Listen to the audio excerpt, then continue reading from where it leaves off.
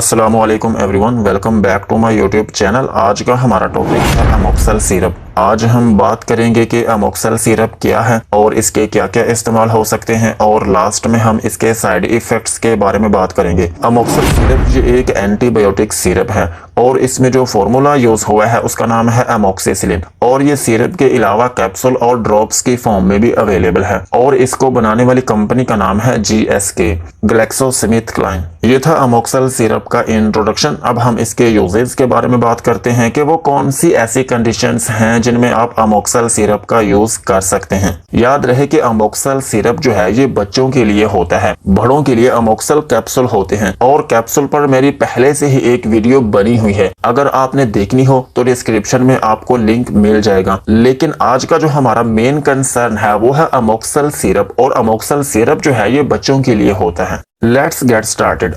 अमोक्सल syrup को आप bronchitis में यूज कर सकते हैं। ब्रोंकाइटिस ये एक ऐसी कंडीशन है जिसमें आपके फेफड़ों के अंदर जो ब्रोंकाई होती हैं उनमें इन्फेक्शन हो जाती है, और फिर उस इन्फेक्शन की वजह से उनमें स्वेलिंग आने लगती है, और फिर उस स्वेलिंग की वजह से उनमें तंगी होने लगती है, सो जिसकी वजह से आपको सांस की प्रॉब्लम होने लगती है। सो इस कंडीशन में आप अमोक्सल सिरप का यूज कर सकते हैं। और अमोक्सल सिरप को आप चेस्ट इन्फेक्शन में भी यूज कर सकते हैं। अगर किसी को छाती में इन्फेक्शन है तो फिर भी आप अमोक्सल सिरप का यूज कर सकते हैं। और अगर आपके बेबी को निमोनिया है, निमोनिया ये एक ऐसी कंडीशन होती है जिसमें आपके फेफड़ों के अंदर जो एयर सैक्स होती हैं उनमें स्टोरेज कैपेसिटी बहुत कम हो जाती है, सो जिसकी वजह से आपको सांस की प्रॉब्लम होने लगती है और आपको फेफड़ों का मसला होने लगता है। सो इस कंडीशन में भी आप अमोक्सल सिरप का यूज कर सकते हैं। और अमोक्सल सिरप को आप डेंटल एब्सेस में भी यूज कर सकते हैं। डेंटल एब्सेस मीन के अगर आपके दांतों में रेशा है, या फिर आपके मसूड़ों में स्वेलिंग है, या फिर उनमें पस है, तो फिर इन कंडीशंस में भी आप अमोक्सल सिरप का यूज कर सकते हैं।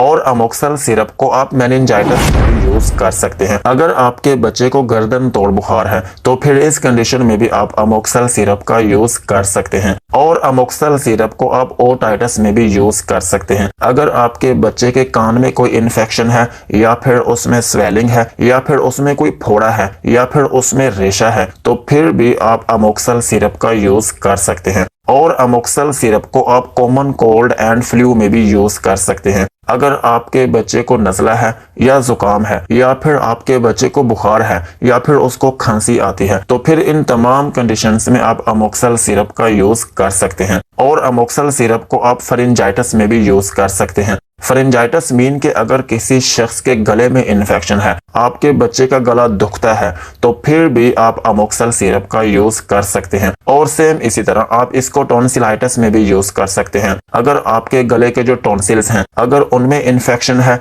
या फिर उनमें स्वेलिंग है, तो फिर भी आप अमोक्सल सिरप का यूज कर सकते हैं। और अमोक्सल सिरप को आप टाइफाइड फीवर में भी यूज कर सकते हैं। अगर आपके बच्चे का बुखार बहुत जिद्दी है, बहुत पुराना बुखार है, या फिर बार बार बुखार होता है, तो फिर इन कंडीशंस में भी आप अमोक्सल सिरप का यूज कर सकते हैं। यही थे अमोक्सल सिरप के यूजेस। अब हम इसके साइड इफेक्ट्स के बारे में बात करते हैं कि अगर आप इसका यूज करते हैं तो आपको क्या क्या नुकसानात हो सकते हैं। अमोक्सल सिरप को यूज करने से आपको हाइपर सेंसिटिविटी रिएक्शन हो सकता है, यानी कि आपकी स्किन के ऊपर एलर्जी हो सकती है, या फिर रशेस बनना शुरू हो सकते हैं। और इसके अलावा आपको नोजिया या फिर वॉमिटिंग हो सकती है, यानी कि उल्टी या फिर मतली आना शुरू हो सकती है, और आपको डायरिया हो सकता है, और आपको डिजीनेस हो सकती है, और इसके अलावा आपके पेट में दर्द हो सकती है। सो ये थे इसके साइड इफेक्ट्स एंड यूजेस। अब हम इसकी डोज के बारे में बात करते हैं कि कितनी एज में कितना सिरप लिया जा सकता है। अगर आपके बच्चे की एज 2 से 5 साल के दरमियान में है तो फिर आप उसको 1 टीस्पून यूज करवा सकते हैं। और अगर उसकी एज 5 से 10 साल है